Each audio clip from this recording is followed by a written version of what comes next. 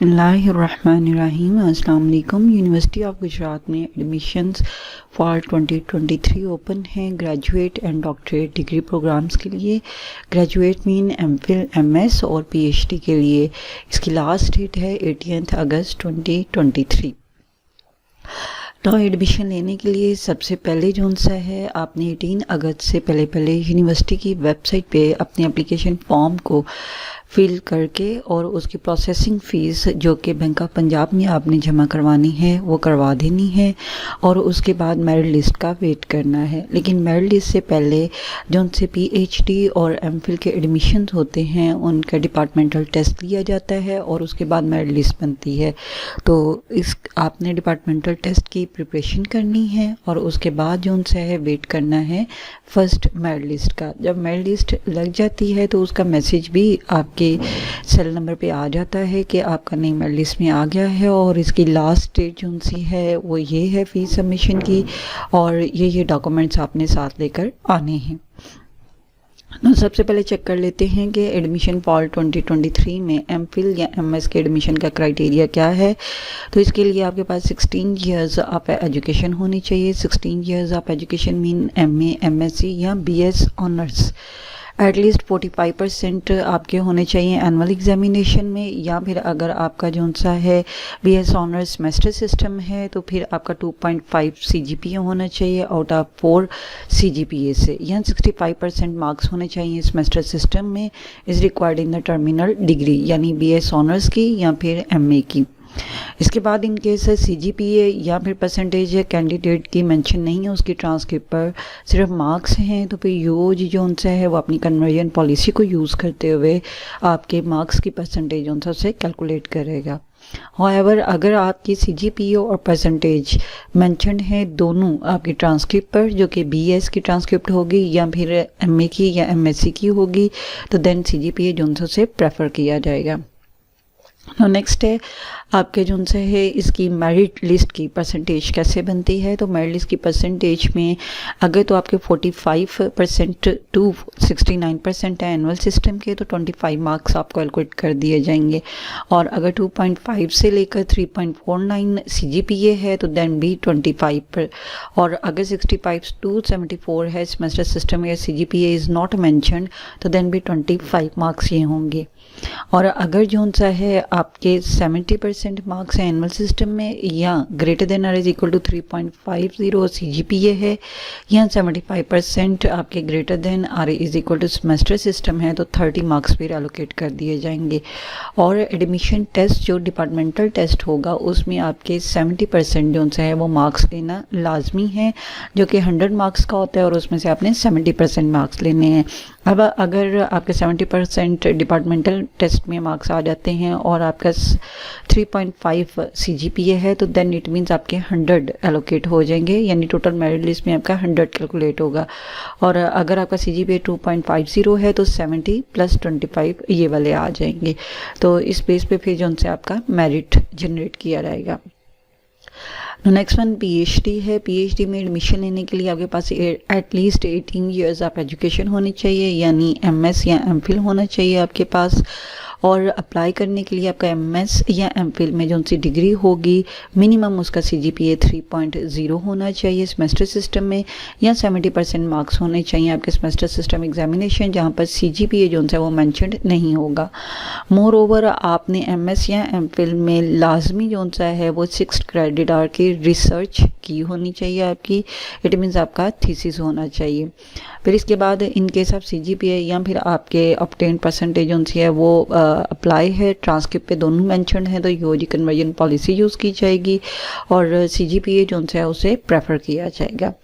अब हम देख लेते हैं कि पीएचडी का क्राइटेरिया क्या है। तो इसका सिंपल यही है कि आपकी अगर टर्मिनल डिग्री जो है यानी एमएस की डिग्री या एमफिल की डिग्री उसमें 60% से 69% है, या सीजीपीए 3.0 से 3.49 है, तो देन आपको 25 मार्क्स जो से हैं वो एलोकेट कर दिए जाएंगे, यानी ये लाजमी फिर आपको दे दिए जाएंगे। और अगर आपके greater than or is equal to 70% है या 3.5 greater than or is equal to 70% CGPA है, सॉरी 3.5 आर ग्रेटर देन और इज इक्वल टू CGPA है, तो देन आपको 30 मार्क्स जो से हैं वो एलोकेट कर दिए जाएंगे।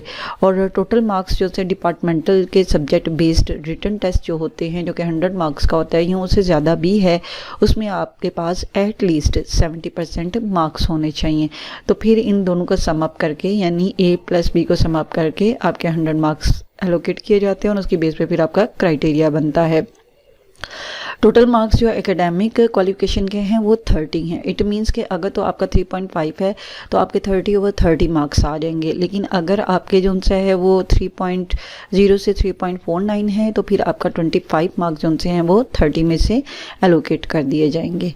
नो नेक्स्ट वन है आपकी यूनिवर्सिटी ऑफ गुजरात में या यूनिवर्सिटी ऑफ गुजरात जो से वो किन किन डिपार्टमेंट्स में कौन से प्रोग्राम जो से है उसे ऑफर कर रही है MPhil के और PhD के।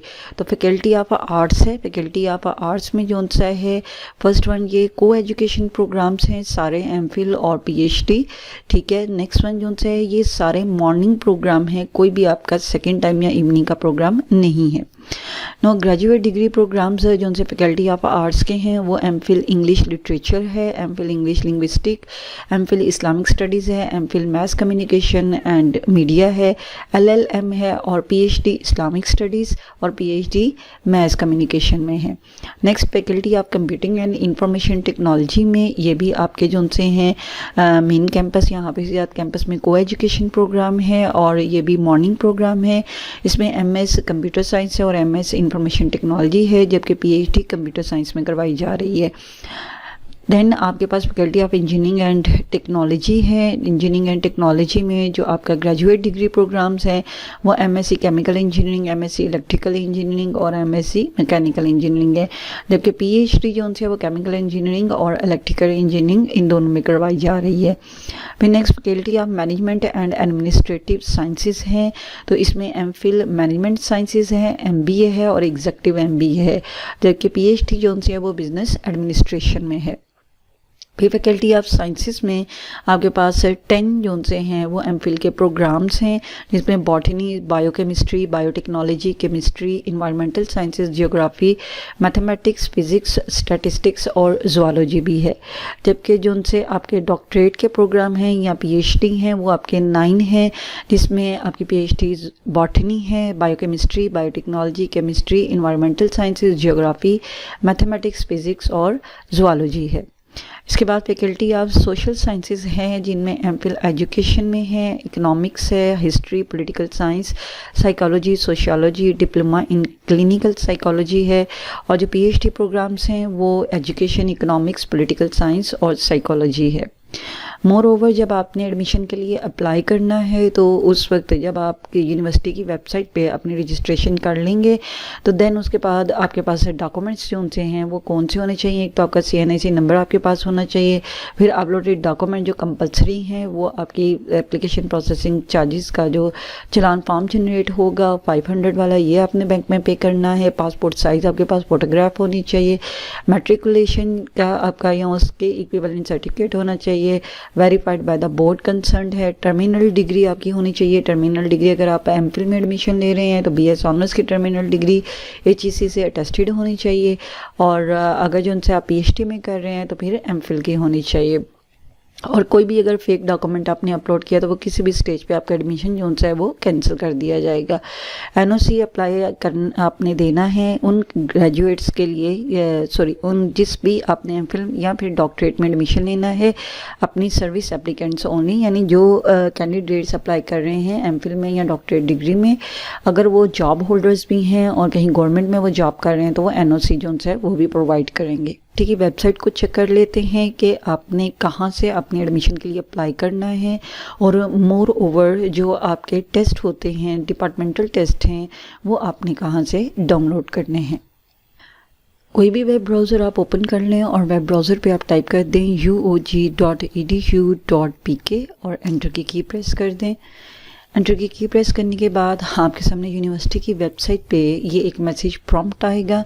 यहाँ से अगर आप अपने ग्रेजुएट प्रोग्राम्स देखना चाह रहे हैं तो आप ग्रेजुएट प्रोग्राम्स पे क्लिक कर दें और ग्रेजुएट प्रोग्राम्स में आपको पता चल जाएगा कि ग्रेजुएट एमएस एमफिल में कौन से डिग्री प्रोग्राम या कौन से डिपार्टमेंट ऑफर कर रहे हैं। अब इस सेमेस्टर फीस इन्होंने जो उनसे उसे अपलोड नहीं की और टाइमिंग में मॉर्निंग प्रोग्राम्स कौन से हैं। मोर ओवर आपको हर डिपार्टमेंट की जो सी है एक ईमेल अकाउंट यहाँ पे मिल जाएगा और अगर आपकी कोई भी क्यूरी है तो आप इस ईमेल अकाउंट पे ईमेल करेंगे और उससे रेलिवेंट आंसर जो सा है वो आपको प्रोवाइड कर दिया जाएगा। नेक्स्ट वन, अगर हम ये देखें कि हमने डिपार्टमेंटल टेस्ट के लिए जो सैम्पल टेस्ट हैं वो कहाँ से लेने हैं तो आप एडमिशन्स पे क्लिक कर दें, जिस तरह यहाँ पे मैं एडमिशन्स पे क्लिक कर रही हूँ और ग्रेजुएट प्रोग्राम्स पे क्लिक कर दें या फिर आप यहाँ पर एकेडमिक एडमिशन कैलेंडर पे क्लिक कर दें प्रोसीजर्स में। नो एडमिशन कैलेंडर्स पे जब आप क्लिक करेंगे तो यहाँ पर जो सा है आपको सैम्पल टेस्ट फॉर एमफिल मिल जाएगा। अगर एडमिशन स्केड्यूल देखा जाए, कैलेंडर देखा जाए तो वो कैलेंडर हमारे पास यहाँ पर अवेलेबल है। अब यहाँ से भी देख सकते हैं कि कहाँ पर जो सा है किस डेट से लेके किस डेट तक आप अप्लाई कर सकते हैं और कब जो सा है वो मेरिट लिस्ट आपकी आएगी और मोर ओवर आपके जो डिपार्टमेंटल टेस्ट हैं जैसे ये यूओजी एंट्री टेस्ट हैं वो किस डेट से लेके किस डेट तक लिए जाएंगे और अगर जो सा है आप अपनी अप्लाई कर देते हैं तो आपके सेल नंबर पर और ईमेल पे अपनी टेस्ट की जो सी डेट है वो आपको सेंड कर दी जाएगी या एसएमएस कर दी जाएगी। इसके अलावा अगर आपने एडमिशन पॉलिसी चेक करनी है तो आप यहाँ पे एडमिशन पॉलिसी में download notified graduate and PhD admission policy यहाँ से इसे चेक कर सकते हैं।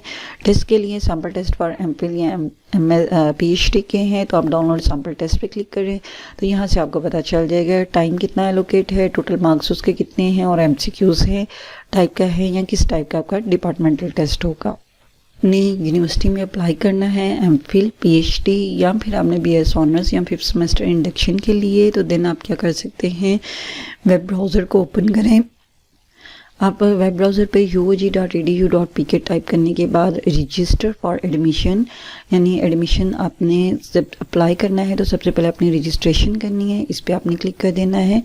रजिस्टर फॉर एडमिशन के लिए ये फॉर्म है जिसका मैंने आपको मेथड बता दिया है जब मैंने वीडियो अपलोड की थी अंडर ग्रेजुएट और 5th सेमेस्टर इंडक्शन की कि इस फॉर्म को आपने किस तरह फिल करना है। जब आप इसे फिल कर लेंगे तो आपने रजिस्टर पे क्लिक कर देना है। लेकिन अगर ऑलरेडी आपका यहाँ पे लॉगिन बना हुआ है तो देन आपको रजिस्ट्रेशन करने की ज़रूरत नहीं है, बल्कि फिर आप क्या करेंगे, आप डायरेक्ट लॉगिन पे क्लिक कर देंगे। डेटा टाइप करने के बाद यानी ईमेल एड्रेस टाइप करने के बाद पासवर्ड देने के बाद देन आपने क्लिक कर देना है साइन इन पे। साइन इन पे क्लिक करने के बाद नेक्स्ट वन आपने एडमिशन पे क्लिक करना है, स्टूडेंट पोर्टल्स पे क्लिक करना है और एप्लीकेशन फॉर्म्स पे क्लिक करना है। क्योंकि इस लॉगिन के थ्रू मैं ऑलरेडी एक एप्लीकेशन जो से उसे फिल कर चुकी हुई हूँ। नेक्स्ट हम कहाँ पे क्लिक करेंगे, न्यू एडमिशन एप्लीकेशन पे। यहाँ पे भी आपके सामने एडमिशन पॉलिसी आ जाएगी। तो नेक्स्ट आपने इस एडमिशन पॉलिसी को अगर रीड करना है तो वो मच बेटर है आप इसे रीड करें और रीड करने के बाद जो है I have agreed with the admission policy और ओके के बटन पे क्लिक कर दें।